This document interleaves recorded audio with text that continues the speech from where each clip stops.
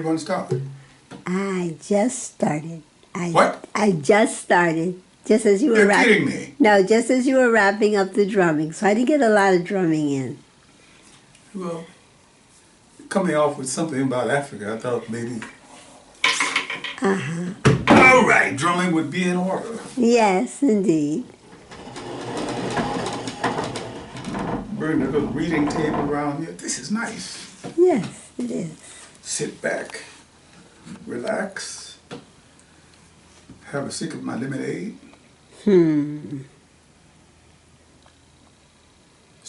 Enjoy your lemonade.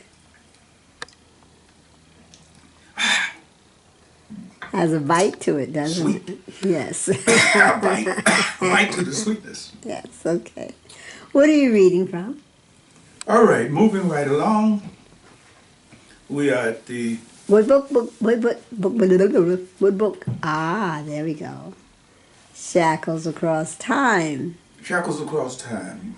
by Odie We're coming Hawkins, to the covered end by of Shackles. Salena-Hawkins. Yes. I'm in the last 2 chapters, as a matter of fact. Last 2 chapters. And Ooh, all it right. looks like we'll be able to sweep them off of the plate today. Looking Shackles forward to Across it. Time. Thank you.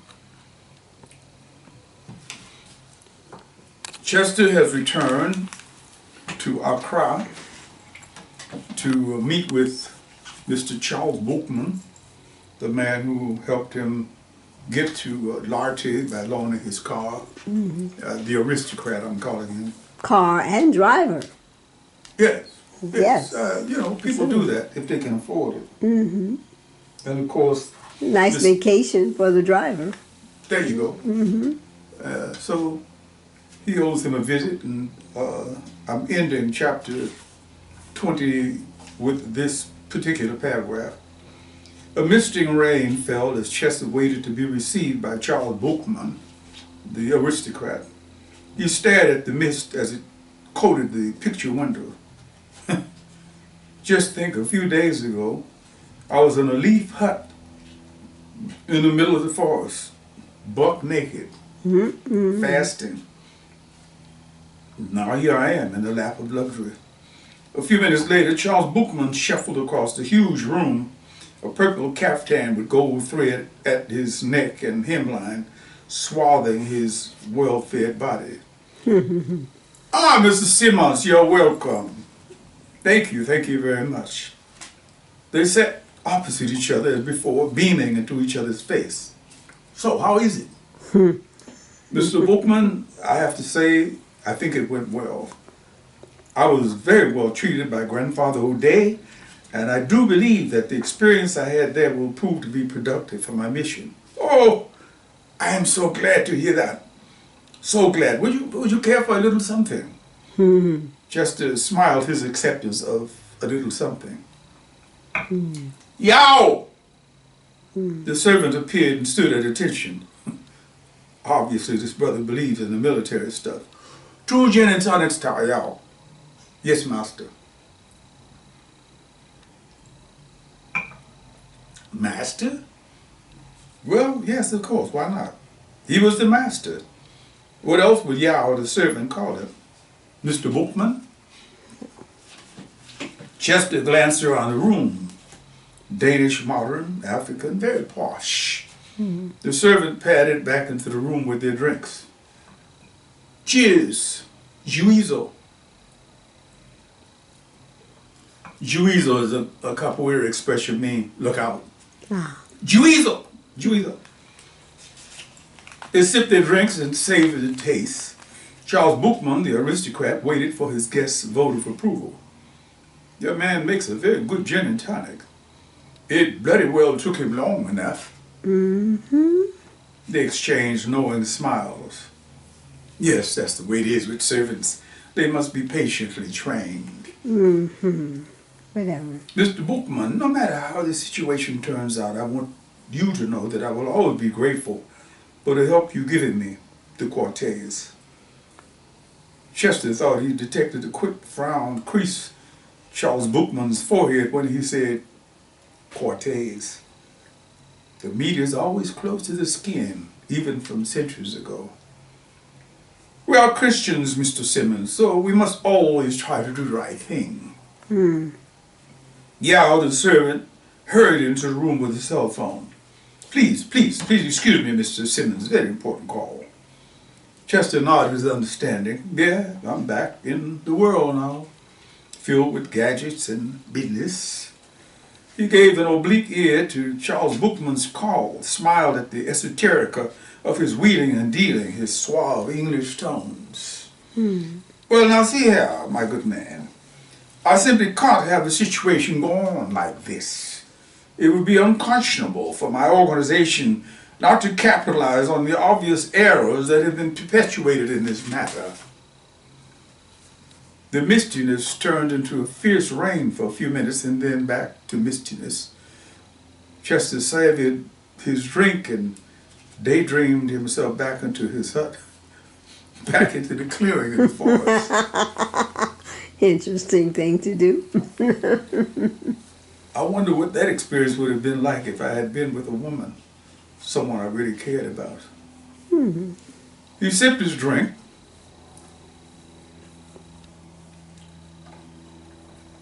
and thought about the information he had to give to the Quarteys in America, to the consortium. It certainly won't be a hell of a lot. When the spirits tell me, I will tell you. That's what Grandfather Odei said, but I feel pretty certain that I know what he means. But how will they take it? What the hell will it mean to them? Ah, sorry, Mr. Simmons, business, you know. Oh yes, I understand. Quite. Another gin and tonic and I'll be sound as English as the brother here. Y'all, it's more of the same. They exchanged smiles. Evidently Charles Boukman could read mine. They quietly toasted for the second time and settled into the matter at hand. So what will you say to people back in America? I've given that a lot of thought. I'll just tell them what happened, what I experienced, and what I was told. A tremendous bolt of thunder and lightning suddenly shook the atmosphere, and for a few seconds the lights went out. Shango seems to be displeased with something or somebody. The incongruity of the statement coming from a self-professed Christian opened up a question for Chester. Mr. Boukman, may I ask you a personal question? Of course, Mr. Simmons. Ask away. I've noticed that many Christians in Ghana here also seem to have a great deal of interest in. You're wondering how we can consider ourselves Christians and what some people might call animists at the same time? Is that what you're asking me? Evidently, Charles Boukman liked to phrase his own questions. Exactly. Boukman stared at the thunder and lightning display for a few beats, the actor giving his audience a little suspense time. Well, I should certainly not want to burden you with a bloody lecture. Chester settled back and sipped his drink. So, having said that, allow me to fast forward my remarks to a few simple truths. Number one, Africans all over the world seem to be determined to believe something in everything. Being an African American, I'm sure you'll agree with that. Chester nodded in agreement. Now, one simply transposes that propensity to believe some of anything and everything to the motherland, to Ghana, and we have our answer. No Ghanaian would ever be willing to forget our ancestral gods entirely. The responsibility would be spiritually crushing. Isaiah, are you getting me, Mr. Simmons? Every last nuance, Mr. Boukman, every last nuance. So, having said that, it should be a reasonable assumption that we will inevitably return to our spiritual DNA, I suppose one could say, whenever the emotion calls for that. They sat staring at each other for a hard minute before relaxing into smiles. Mr. Charles Boukman could be as articulate as he wanted to be or needed to be. Mr. Boukman, I thank you for your insights and for your considerable help. The pleasure was all mine, Mr. Simmons. I pray that God at Eshu will open the way to a successful conclusion of your mission. You say your flight is tomorrow afternoon? Yes, at 1 o'clock. I'll have Emmanuel collect you. Once again, my thanks. Mm-hmm. Nice guy, huh? Mm-hmm. Chester settled back into world business class, sipping Vichy water and staring out of the wing side window. Life is so mysterious, so full of the unexpected. How is anyone capable of explaining what the past has been about or what the future is going to be? He felt humbled by the experience he had in Ghana. In less than a month, he had been privileged to know and have a relationship with an extraordinary collection of people. Charles Boukman, the driver Emmanuel, grandfather Odei, the Bokor, the key to the door that would close the door to the terrible past, his son, the elders of the village. Faces slid through his consciousness. The girl who served him corn wine at the party they gave for his departure, random acts of kindness by people on the streets, the warmth. He dismissed the few occasions when he had been forced to deal with the larcenous behavior, the greedy approach of those who only saw life as a series of bribes, dashes to be gotten by any means necessary. The Quins, Robert and Dinah, their sons, and Bella, Jesse, Francine, their twins, Tyrone Kahindi, and Benjamin, and Frank and Mary Quist Johnson, their sons, and Tabula. He focused on what he would have to say to them. Unfortunately, it won't be a hell of a lot. When the spirits tell me, I will tell you.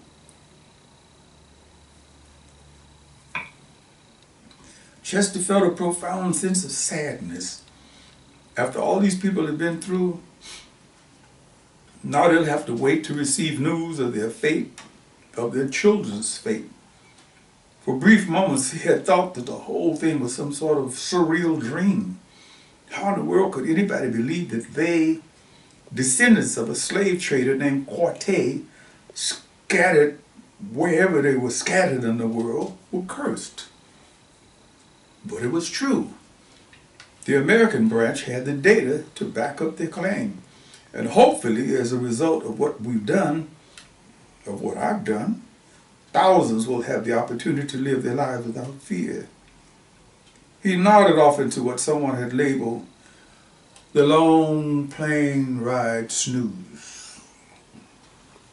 The picture that faded into his subconscious was puzzling for a few minutes after he woke up. He reconstructed the scene, looking at it from different angles, but no matter what the angles were, he was always the man in the middle. On the left, a wall of green jungle, giant ferns, dense underbrush, and standing in front of this wall were a collection of Native Americans dressed in bright colors and feathers. On the right were a number of white men wearing broad-brimmed hats, rough linen, bearded tobacco chewers, and Chester was in the middle. It was obvious he was making an effort to speak for the Native Americans, but at the same time to reconcile the two groups, to mediate a peace between them. He sat up straighter in his seat, recognizing the scene. The Native Americans were Seminoles, a breakaway branch of the Creek Nation, and one of the Native American conduits to his bloodstream via his grandmother's side. He recognized them. He also recognized the white men, the ones with broad hats, chewing tobacco. They were invaders, would-be conquerors from the neighboring state of Georgia. They had been given the nickname Crackers because of their skillful use of the bullwhip to drive their teams of oxen and mules. The time frame placed him squarely in the middle of the war that the Seminoles successfully fought to retain their sovereignty in Florida. But how in the hell did I get in there? The question puzzled him on and off throughout the flight. By the time they circled LAX preparing to land, he had reached the conclusion that he had always been a mediator, a linguist, an Ochame, as they were called in Ghana. Africa, Ghana, had opened him up to spiritual possibilities he'd never considered before. He felt that. I was never one to make fun of anybody's spirituality, but now I know that I will never be able to do so. He had a profoundly sad feeling nag him as the plane pulled into berth. He had no idea one could feel so blue about nothing. The telegrams were simple and to the point.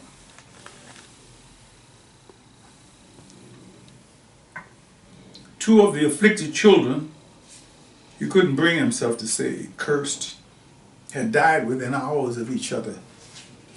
One criminally, one innocently. Tabula had been sexually assaulted and her throat slashed from ear to ear by an unknown assailant.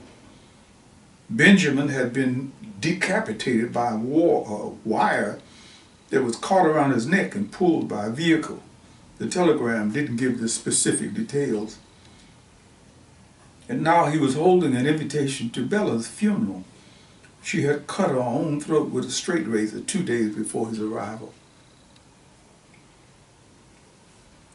Chester sat on the side of the bed in his hotel room silently weeping, feeling that he was somehow the catalyst for each of them dying in such a horrible way. Maybe I shouldn't have agreed to have the 3 sheep sacrificed in latte. Maybe they would still be alive if I hadn't participated in that ritual. He picked up the phone to make reservations on the next flight to Chicago. Once again, he was back in his heartland, Chicago. But this time, it wasn't to go to jazz festivals on the lakefront, admire pretty black women on the south side, or sit up in his favorite blues joints on the west side. He was there for a funeral, the type of event he always disliked attending. Chester made an oblique study of the church. It was packed with middle echelon entertainment types, politicians, business leaders, movers and shakers, upwardly mobile people. And over there, near the wall, was a ragtag collection of young people who looked as though they were extras in the latest horror movie. They were obviously Bella's friends. Chester made a serious effort to pay close attention to the minister's eloquent sermon, but found himself slipping away. What could you say about a mad young woman who had slashed her own throat? The minister finished his eulogy. A full choir sang a beautiful song. Several people gave moving testimonials. And finally, it was time to pass a review of the body. Chester felt transfixed by the peaceful expression on the young woman's face. Finally, you found peace.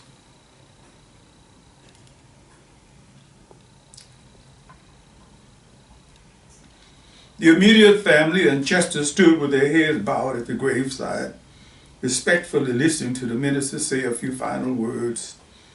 Ashes to ashes and dust to dust. Chester caught a glimpse of tropical color out of the corner of his eye. He closed his eyes tightly for a moment to think about what he just glimpsed. I'm suffering from jet lag, not enough rest. Whilst the others looked downward and inward, praying for the soul of the departed, Chester stared at the colorfully clad figure of Grandfather Odei Jr, perched on one end of the casket, a neutral expression on his face. He couldn't take his eyes off of the old man as he slowly descended into the ground on the edge of the casket. 22.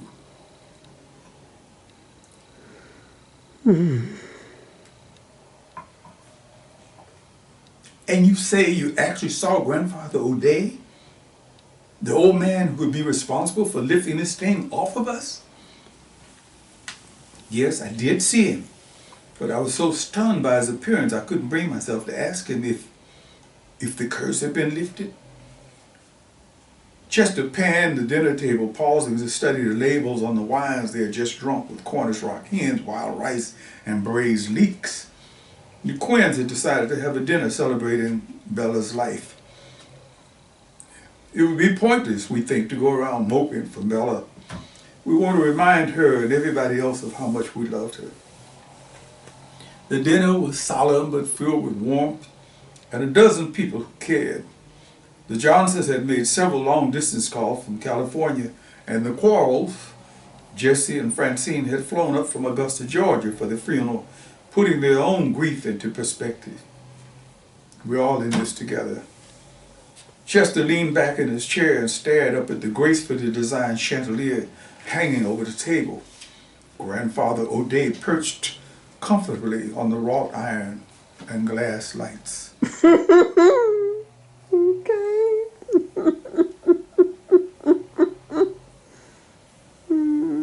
Okay. Chester glanced at the people around the table. No one seemed to see what he was saying. Maybe I'm drunk or hallucinating or something. Grandfather Odei, he whispered to the figure above him. Is everything cool? Have the spirits? The old man flashed him a broad smile, winked with his left eye, gave him a thumbs-up signal with his right thumb, and melted into the soft lights of the chandelier. What'd you say, Chester? Dinah Quinn turned to ask him. Oh, nothing. I was just thinking out loud. I think I'd like another glass of that wonderful Beaujolais Village. By all means.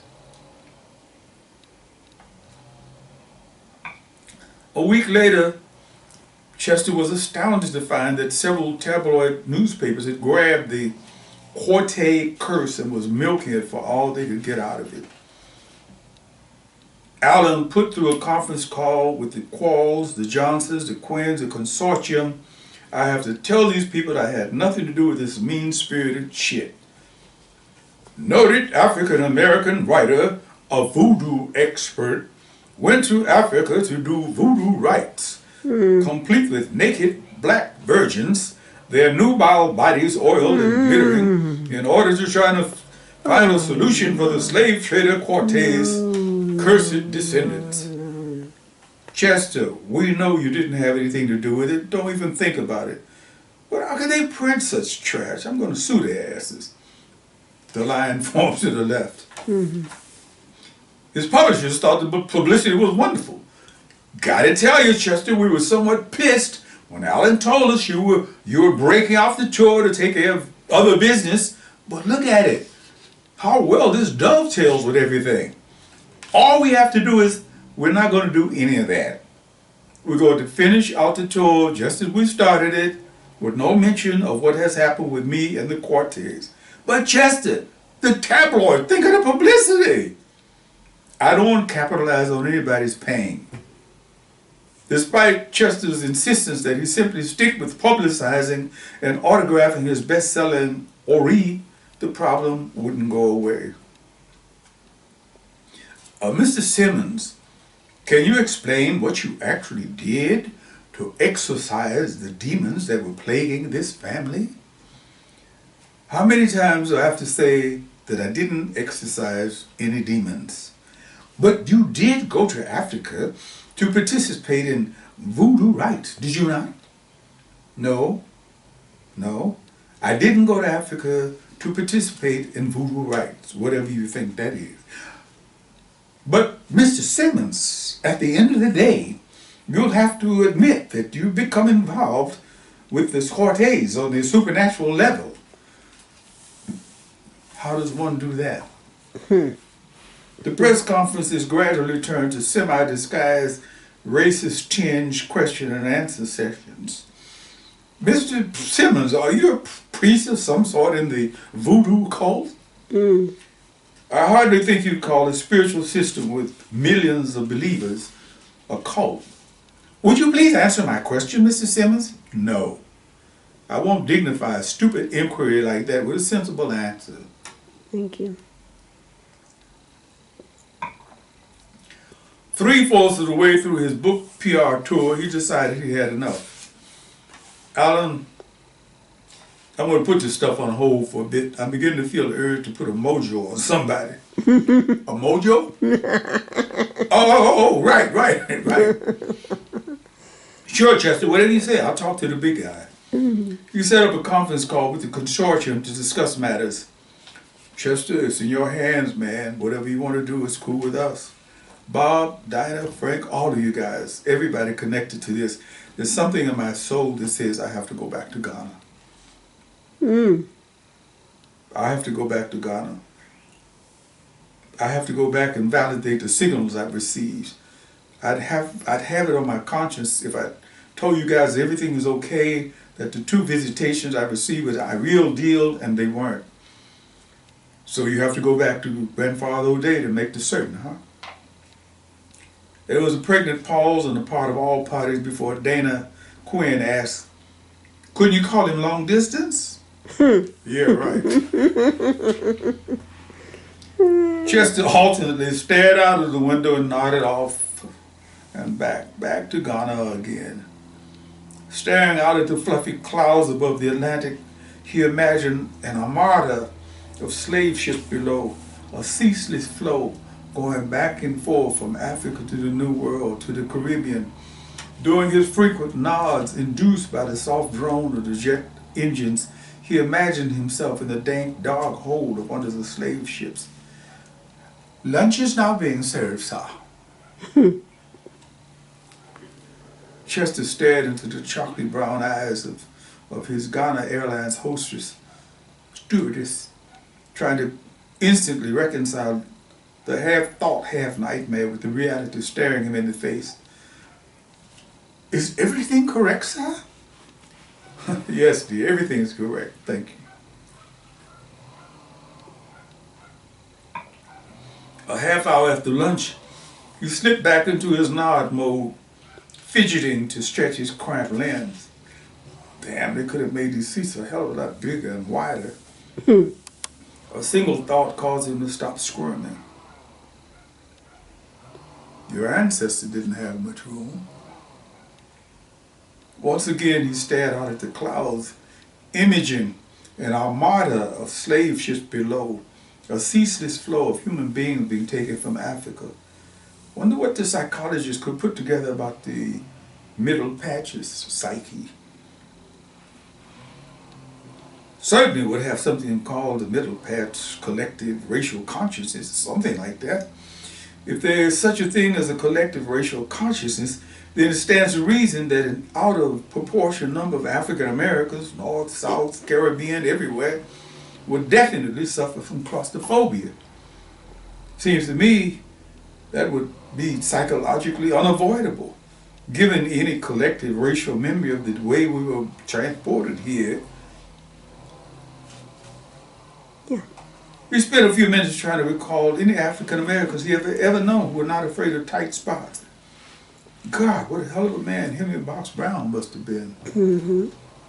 He settled on the memory of a figure he had come across doing research for his book, Odei, Henry Box Brown, the African-American slave who had himself nailed into a dry goods box in 1858, way down in Richmond, Virginia, and shipped to Philadelphia, Pennsylvania, a 35-hour trip. Imagine being nailed inside of a box, barely able to move that many hours after coming through the Middle Passage in the hold of a slave ship. Imagine what it must have been like to be smothered in the hold of a slave ship for months. And it seems that fear of the ocean, especially the Atlantic, would have left us with a fear of large bodies of water. Once again, he probed his memory bank for evidence of African Americans who were not afraid of large bodies of water. Joseph, what would happen if your boat overturned out here? Unless you can swim better than I, we would be drowned.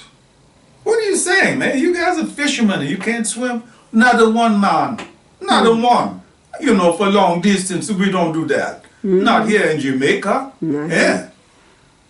Chester had to stifle the impulse to laugh out loud, thinking about his last trip to Jamaica and the voyage he had chartered on a rickety fishing boat with Captain Joseph. Anything to get to the real side. The stifled impulse became a sobering series of thoughts, images of other island visits, Barbados, Cuba, St. Lucia, Antigua. None of them were into big-time ocean swimming. Brazil, Venezuela, Peru, Bolivia, Chile, the same thing. Strangely, the white people of those coastal places thought nothing was swimming for miles out into the ocean, but not the Africans. Never the Africans. Not even in America, California. Wow. How many times have I been out on Santa Monica Beach or Venice and watched buffed up brothers, bodies oiled to the max, refuse to go into the ocean past their well-greased thighs? Why wouldn't they swim? Africans everywhere, including the continent. Run, jump, ski, do everything. Every damn thing you can think of, but we won't swim. What's that about? Maybe in addition to the fear of the ocean, the vessel that transported us into chattel slavery, our slave ship experience promoted agoraphobia. I had to look it up too. Chester absently pressed the call button for his stewardess, his brain curling around the notion of a book that focused on Pan-African collective hang-ups and why. Yes, sir, you rang? Yes, please bring me a double cognac. Mimba, she said, and winked.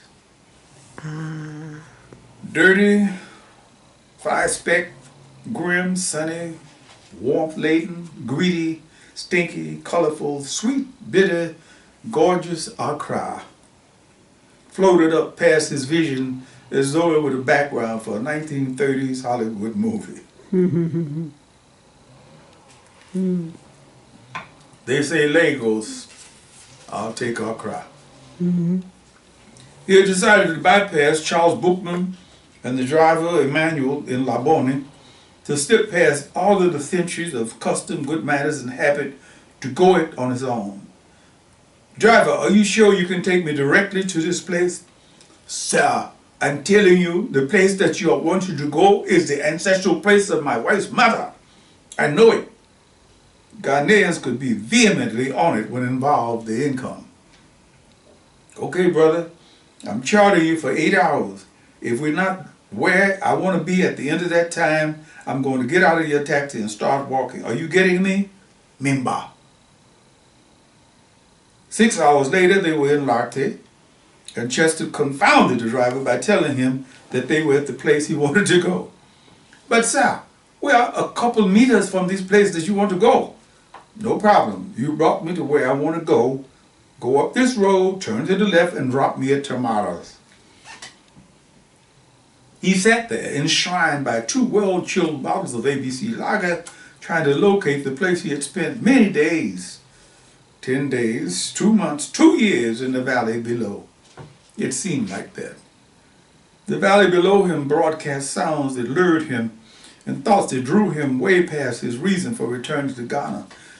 Late in the evening, when the shadows had made the dark temperature's body warm, Chester walked to the edge of the terrace, ignoring the stares of a couple of Czech tourists, and poured a full bottle of ABC down into the valley, a blasphemous libation to whatever.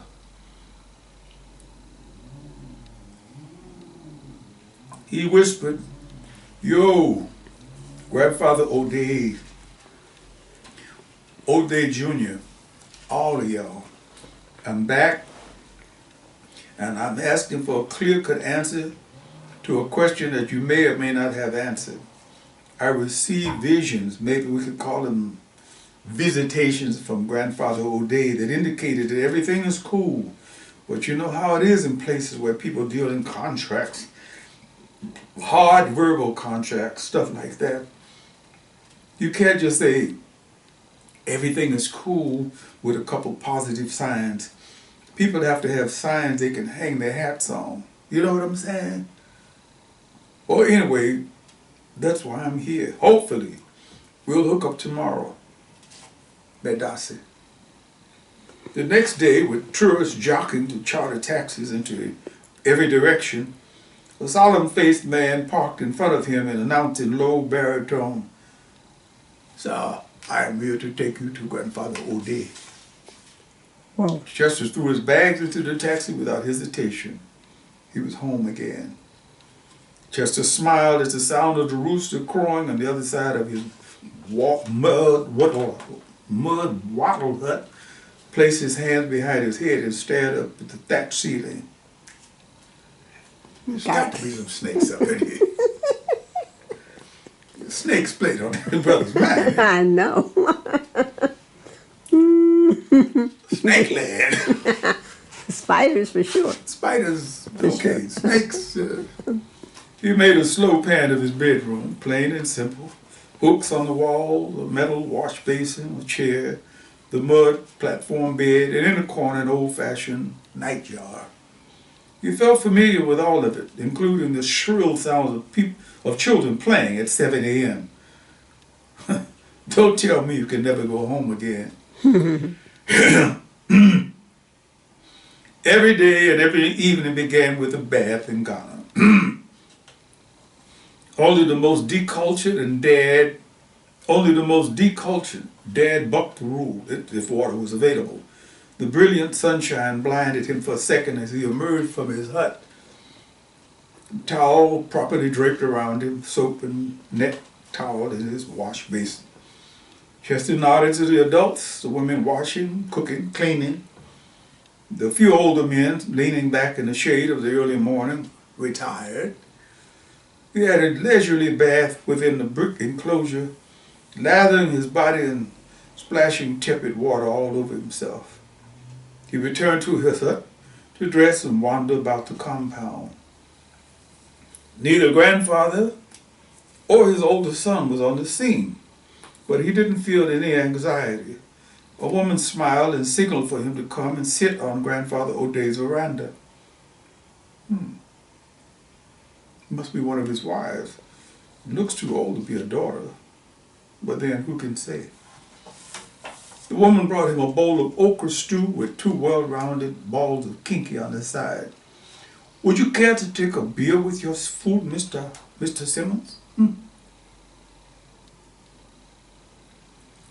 Chester stared at the woman's smiling face for a beat. Damn, y'all know all about my habits, huh? Madame, a cold beer would hit the spot. He could tell from the frown on her face that she wasn't sure whether he accepted or rejected the offer. I would definitely like to take a beer with my food, thank you. And please, your name? She smiled, covered her mouth with shyness, and backed away without telling him her name. Oh well. She returned moments later with a frosted bottle of ABC lager and a glass in a metal tray.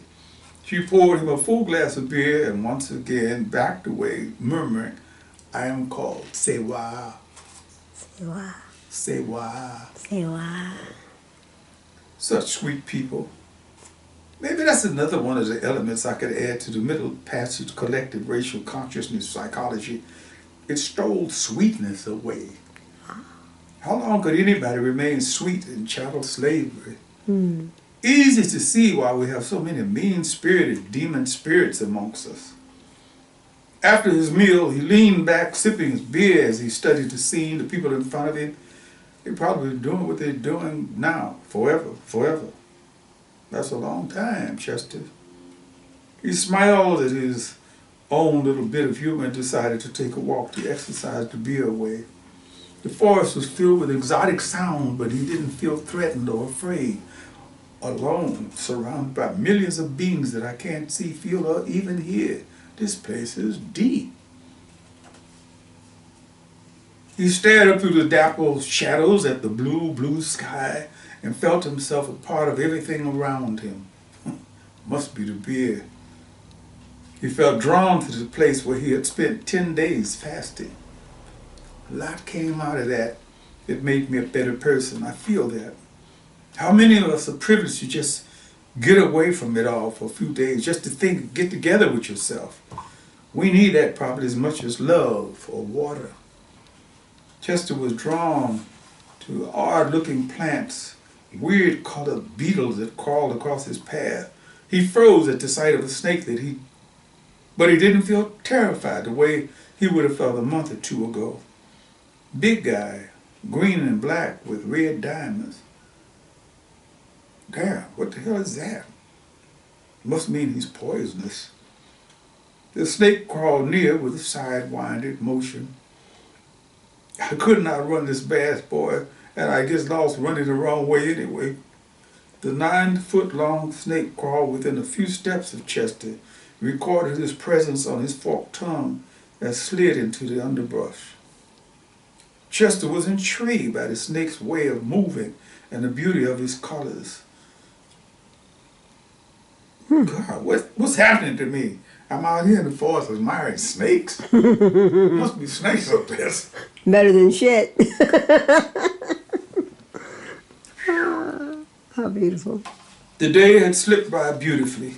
A walk in the forest, things to see and think about. A long dream-ridden nap, a dream-ridden afternoon. In one of the dreams, he had felt like his great-great-great-great-grandfather. He had gone all the way back. It was a sweet dream, filled with sweet scenes of festivals, rituals, love affairs, village intrigue, feasts. And one day the white man came.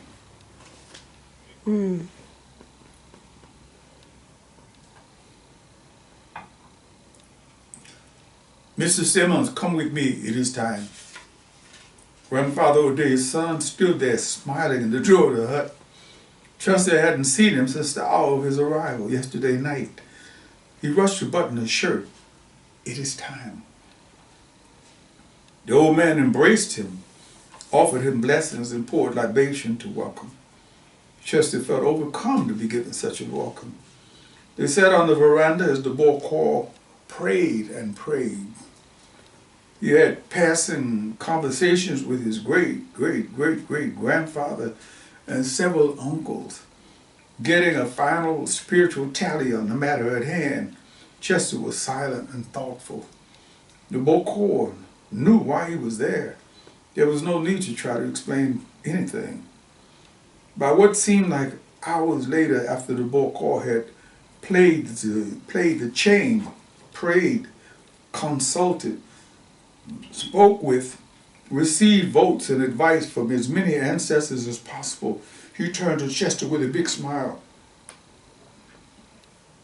Mr. Simmons, you can return and tell the Quarteys that the Boukmans no longer hate them. We are all Africans, and we shouldn't do anything to prolong our suffering. Tell them the curse has been withdrawn. Common sense has ruled in their favor. The tears slid down his cheeks before he realized he was crying. Oh, they're free after all these years. Mr. Simmons, what have they said about this matter in your American media? Oh, the old guy's sharp. Where did he get his news from? Well, most of the press has done a lousy, racist job of reporting this. It's voodoo fantasy time for most of them. I think some black publications felt it was too exotic to even feature. TV wanted to sensationalize it. I believe that a producer wanted to make a Tarzan movie out of the story.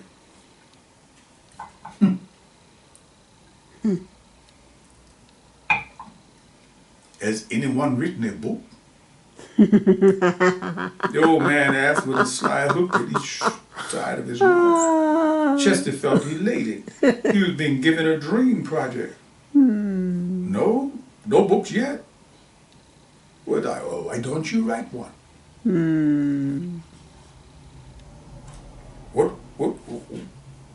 What would I call it, Grandfather Odei? You would call it Shackles Across Time.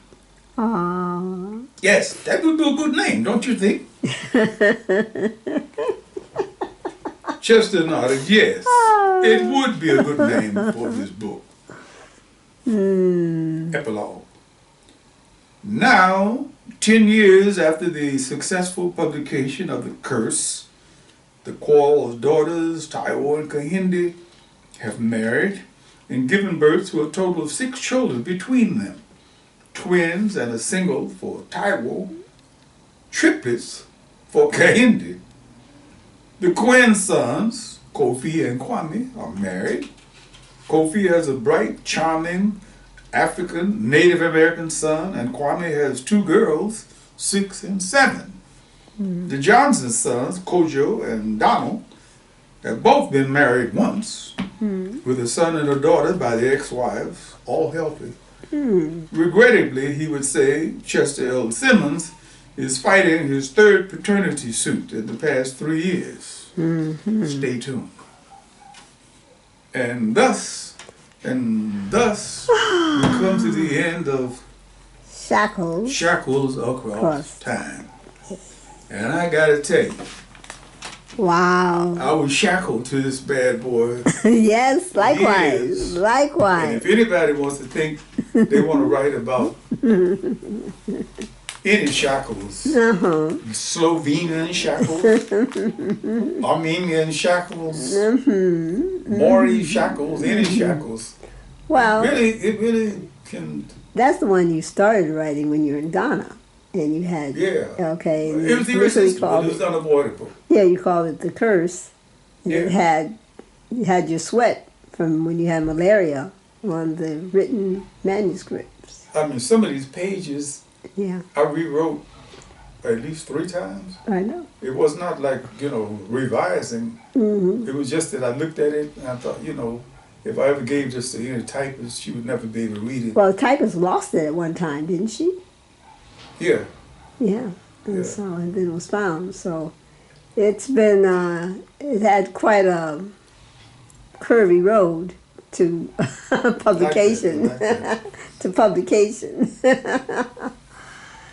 Thank you. I was. We've had a successful week. We're going to get into another successful week. And all I can say at this point is that the next reading is coming up within a few days. Yes. Because we need to savor this one. Well, I'm making an effort to let some people who have never heard of Odie Hawkins and his books, I'm making an effort to let them know that here I am. And I think it's better in some ways than audio books because people get a chance to see you. They get a chance to see you drinking lemonade and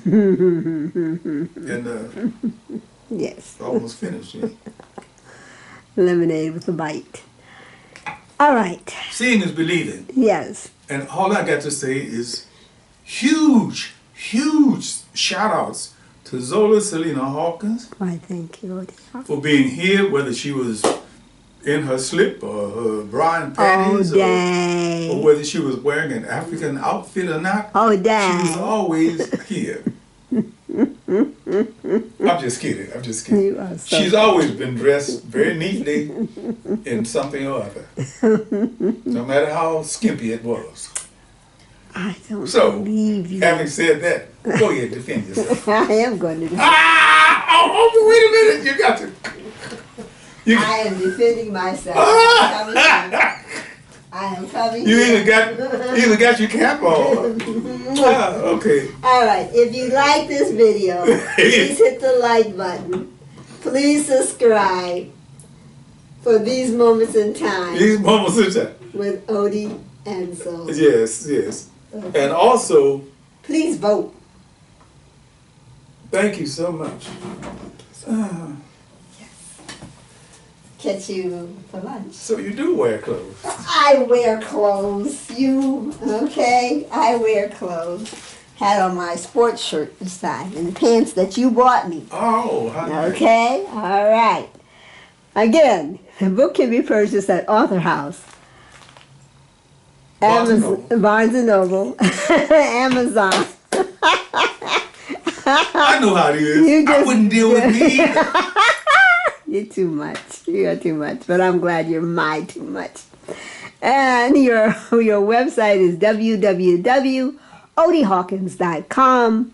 Google Odie Hawkins and you will see the wondrous adventures of Mr. Odie Hawkins. And keep on living with a little bit of joy. I don't care how often you have to put your mask on. This is true. When you get home, and you can take it off. Go look at yourself in the mirror and smile. Yeah. Be an whatever adult. you do.